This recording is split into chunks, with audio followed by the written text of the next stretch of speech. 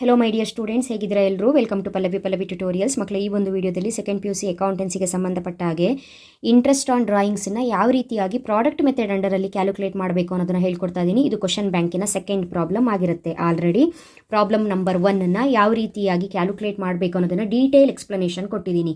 ಯಾರಿಗಾದರೂ product method ಬಗ್ಗೆ ಗೊತ್ತೇ ಇಲ್ಲ, ಕಾಲಮ್ಸ್ ಹಾಕೋದ್ರಿಂದ ಹಿಡಿದು ಪ್ರತಿಯೊಂದನ್ನು ಕೂಡ ನಾವು ಫಸ್ಟಾಗೆ ಕಲ್ತ್ಕೊಳ್ಬೇಕು, ಅದ್ರ ಬಗ್ಗೆ ನಾಲೆಡ್ಜೇ ಇಲ್ಲ ಅನ್ನೋರು ಆ ವಿಡಿಯೋನ ವಾಚ್ ಮಾಡಬೇಕು. ಅಥವಾ ಈ ಹಿಂದೆ ಪ್ರೀವಿಯಸ್ ಇಯರ್ಗಳಲ್ಲಿ ಸಾಕಷ್ಟು ಪ್ರಾಡಕ್ಟ್ ಮೆಥಡ್ ರಿಲೇಟೆಡ್ ಪ್ರಾಬ್ಲಮ್ಗಳನ್ನ ನಾನು ಅಪ್ಲೋಡ್ ಮಾಡಿದ್ದೀನಿ, ಆ ವಿಡಿಯೋನ ವಾಚ್ ಮಾಡಬಹುದು. ಹಾಗಾದರೆ ಅಷ್ಟು ಪ್ರಾಬ್ಲಮ್ ಮಾಡಿಯೂ ಕೂಡ ಮತ್ತೆ ಯಾಕೆ ಅಪ್ಲೋಡ್ ಮಾಡ್ತಾ ಇರೋದು ಪ್ರಾಡಕ್ಟ್ ಮೆಥಡ್ ಅಂತ ಹೇಳಿದ್ರೆ, ನಿಮಗೆ ಬೋರ್ಡಿಂದ ರಿಲೀಸ್ ಆಗಿರುವಂತಹ ಕ್ವಶನ್ ಬ್ಯಾಂಕ್ ಏನಿದೆ, ರಿವೈಸ್ಡ್ ಕ್ವಶನ್ ಬ್ಯಾಂಕ್, ಇದರಲ್ಲಿ ಪ್ರಾಡಕ್ಟ್ ಮೆಥಡ್ ರಿಲೇಟೆಡ್ ಅವ್ರು ಕೊಟ್ಟಿರುವಂತಹ ಕ್ವಶನ್ಗಳಿಗೆ ನೀವು ಸಾಲ್ವ್ ಮಾಡಿ ಇಟ್ಕೊಳ್ಬೇಕಾಗತ್ತೆ, ಪ್ರಾಕ್ಟೀಸ್ ಮಾಡಿ ಇಟ್ಕೊಳ್ಬೇಕು. ಸೊ ಇದು ನಿಮ್ಮ ಎಕ್ಸಾಮ್ ಪಾಯಿಂಟ್ ಆಫ್ ವ್ಯೂ ಇಂದ ತುಂಬಾ ಇಂಪಾರ್ಟೆಂಟು. ರೀಸನ್, ಇದನ್ನು ರಿಲೀಸ್ ಮಾಡಿರೋದು ಬೋರ್ಡ್ ಅವರೇ ಆಗಿರ್ತಾರೆ.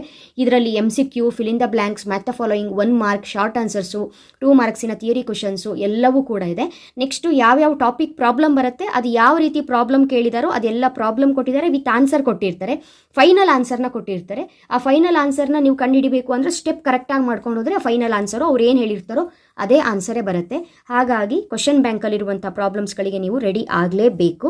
ಇದು ಸೆಕೆಂಡ್ ಪ್ರಾಬ್ಲಮ್ಮು. ಈಗ ಆಲ್ರೆಡಿ ಪ್ರಾಡಕ್ಟ್ ಮೆಥಡ್ನ ಕಲ್ತಿರುವಂತಹ ಮಕ್ಕಳಿಗೆ ಫಾಸ್ಟಾಗಿ ಹೇಳ್ತಾ ಹೋಗ್ತೀನಿ. ನೀವು ಮಾಡಿರುವ ಪ್ರಾಬ್ಲಮ್ಮು ಕರೆಕ್ಟಾಗಿ ಇದೆಯೋ ಇಲ್ಲೋ ಅನ್ನೋದನ್ನು ಚೆಕ್ ಮಾಡ್ಕೊಳ್ಳಿ ಅಷ್ಟೇ. ಸೊ ಫಸ್ಟ್ ಏನು ಮಾಡಬೇಕು, 4 ಕಾಲಮ್ಸನ್ನು ತಗೊಳ್ಬೇಕು, ಗೊತ್ತಿದೆ. ಹೆಡ್ಡಿಂಗ್ನ ಬರ್ಕೊಳ್ಬೇಕು, calculation of interest on drawings under product method ಅಂತ. 4 ಕಾಲಮಿಂದು ಹೆಡ್ಡಿಂಗ್ನ ಬರ್ಕೊಳ್ಳಿ. ಡೇಟ್, ಅಮೌಂಟ್, ಮಂತ್ಸ್, ಪ್ರಾಡಕ್ಟ್, ಹೀಗಾದರೂ ಬರ್ಕೊಳ್ಬಹುದು. ಗೊತ್ತಾಗ್ತಾ ಇದೆಯಲ್ಲ?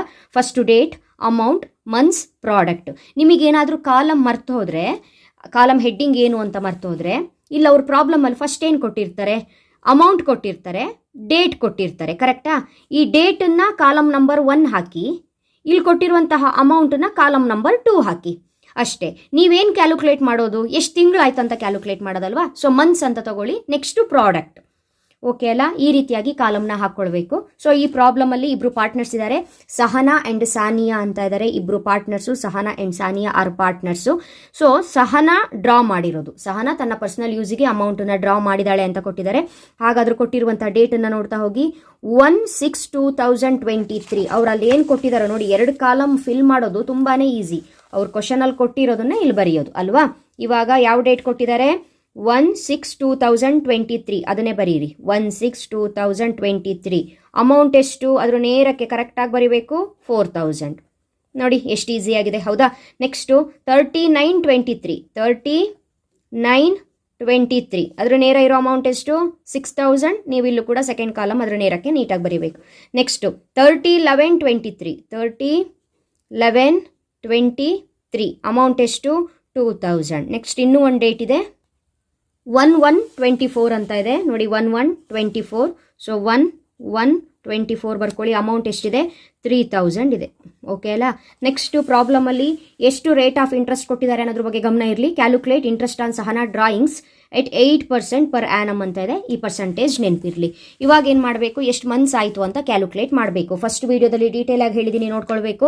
ನಾವು ಮಂತ್ಸ್ ಕ್ಯಾಲ್ಕುಲೇಟ್ ಮಾಡೋದು ರಾಂಗ್ ಆಗಬಾರ್ದು ಅನ್ನುವಂತಹ ಕಾರಣಕ್ಕೆ ನಾವೇನು ಮಾಡ್ತೀವಿ, ಫಸ್ಟು ರಫ್ ವರ್ಕಲ್ಲಿ ಮಂತ್ಸ್ಗಳನ್ನ ಬರ್ಕೊಳ್ತೀವಿ. ಏಪ್ರಿಲಿಗೆ ಸ್ಟಾರ್ಟ್ ಆಗುತ್ತೆ ಬಿಸ್ನೆಸ್ಸು, ಏಪ್ರಿಲಿಗೆ ಸ್ಟಾರ್ಟ್ ಆಗಿ ಮಾರ್ಚ್ಗೆ, ನೆಕ್ಸ್ಟ್ ಇಯರ್ ಮಾರ್ಚ್ಗೆ ಎಂಡ್ ಆಗುತ್ತೆ. ಸೊ ಇಲ್ಲಿ ಅವರು ನಂಬರ್ ಕೊಟ್ಟಿರೋದ್ರಿಂದ ಮಂತ್ ನೇಮ್ ಕೊಟ್ಟಿರಲ್ಲ, ಯಾವ್ಯಾವ ಎಷ್ಟನೇ ಮಂತ್ ಅಂತ ನಂಬರ್ ಕೊಟ್ಟಿರ್ತಾರೆ. ನಾನು ಅದಕ್ಕೆ 4 ಇಂದ ಸ್ಟಾರ್ಟ್ ಆಗುತ್ತಲ್ವ ಏಪ್ರಿಲ್ ಅಂತ ಹೇಳಿದ್ರೆ ಮಂತ್ಸನ್ನು ಬರ್ಕೊಂಡಿದ್ದೀನಿ. ಕರೆಕ್ಟಾಗಿ ನೋಡ್ಕೊಳ್ಳಿ. ಫಸ್ಟ್ ಯಾವ ಡೇಟು, 1/6. 1 ಇದ್ರೆ ಫಸ್ಟ್ ಡೇಟ್ ಇದ್ರೆ ಆ ಮಂತು ಕ್ಯಾಲ್ಕುಲೇಷನಿಗೆ ಬರುತ್ತೆ ಅಂತ ಹೇಳಿದ್ದೆ ಅಲ್ವಾ? 1/6. 6th ಮಂತ್ ಯಾವುದು, ಜೂನು. 1/6 ತಗೊಂಡಿರೋದು. ಅಮೌಂಟ್ ಎಷ್ಟು ತಗೊಂಡಿರೋದು, 4000 ತಗೊಂಡಿರೋದು. ಕರೆಕ್ಟಾ? 1/6ಗೆ ತಗೊಂಡ್ರೆ ಜೂನು ಕ್ಯಾಲ್ಕುಲೇಷನಿಗೆ ಬರುತ್ತೆ, ಕರೆಕ್ಟ್ ಅಲ್ಲ? ಹಾಗಾದ್ರೆ ಜೂನಿಂದ ಬಿಸ್ನೆಸ್ಸು ಎಂಡ್ ಆಗೋವರೆಗೂ, ಜೂನಿಂದ ಬಿಸ್ನೆಸ್ ಎಂಡ್ ಆಗೋವರೆಗೂ ಎಷ್ಟು ತಿಂಗಳಾಯಿತು, ಜೂನ್ 1 2 3 4 5 6 7 8 9 10. ಕರೆಕ್ಟಾ? ಟೋಟಲ್ ಆಗಿ 10 ಮಂತ್ಸ್ ಆಗುತ್ತೆ. ಜೂನಿಂದ ಮಾರ್ಚ್ವರೆಗೂ 10 ಮಂತ್ಸಿಗೆ ಅವನೇನು ಮಾಡಬೇಕು, ಇಂಟ್ರೆಸ್ಟನ್ನ ಕೊಡಬೇಕು ಅಂತ ಆಗುತ್ತೆ. ಓಕೆ ಅಲ್ಲ? ಇಲ್ಲಿ 10 ಮಂತ್ಸ್. ನೆಕ್ಸ್ಟು 39, 9th ಮಂತ್ ಯಾವುದು, 9th ಅಂದರೆ ಸೆಪ್ಟೆಂಬರು, ಈ ಮಂತಲ್ಲಿ ತೊಗೊಂಡಿರೋದು.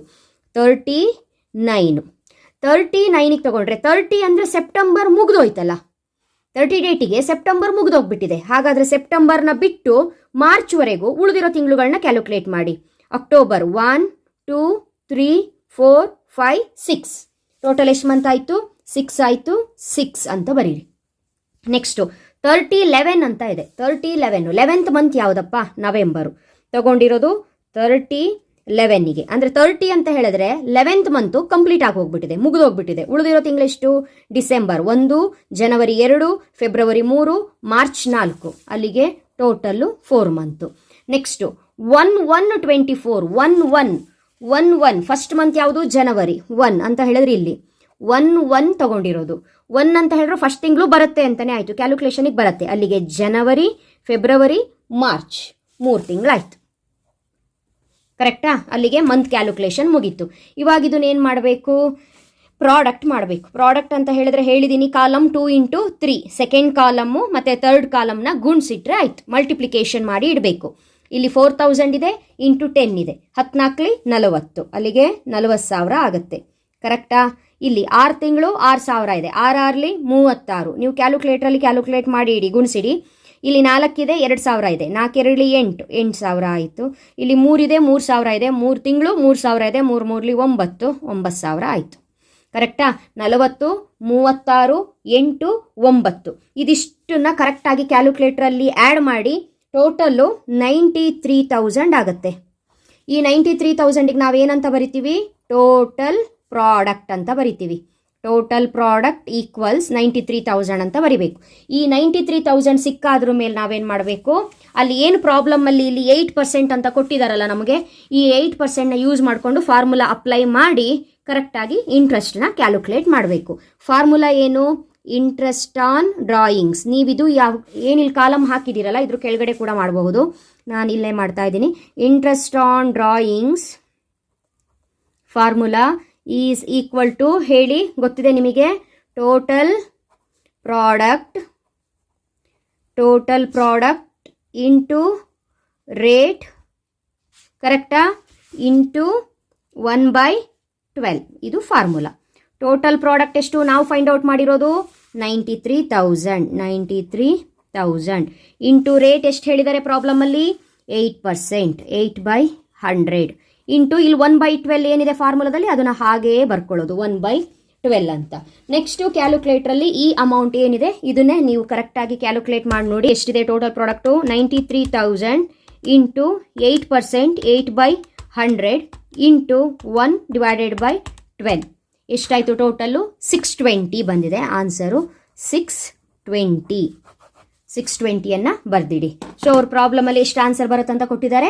620. ನಾನು ಆಲ್ರೆಡಿ ಈ ಪ್ರಾಬ್ಲಮ್ನ ಫಸ್ಟ್ ಪ್ರಾಬ್ಲಮ್ ಎಕ್ಸ್ಪ್ಲೈನ್ ಮಾಡುವಾಗ ಮಾಡಿ ಮಕ್ಕಳೇ ಇದಕ್ಕೆ ಆನ್ಸರ್ನ ಕಂಡು ಹಿಡೀರಿ, ಕ್ಯಾಲ್ಕುಲೇಟ್ ಮಾಡಿ ನೋಡಿ, 620 ಆನ್ಸರ್ ಬರುತ್ತೆ, ರೈಟ್ ಬರುತ್ತಾ ಇಲ್ಲ ನೋಡಿ ಅಂತ ಹೇಳಿದ್ದೆ. ಸೊ ಬಂದಿದೆ. ಈ ರೀತಿಯಾಗಿ ನೀವು ಮಾಡಿ ನೋಡಿ. ಇಷ್ಟು ಮಂತ್ಸನ್ನ ನೀವೆಲ್ಲ ಕ್ಲೀನಾಗಿ ಕ್ಯಾಲ್ಕುಲೇಟ್ ಮಾಡಿದ್ದೇ ಆದರೆ ಆನ್ಸರು ಕೂಡ ರೈಟಾಗಿ ಬರುತ್ತೆ.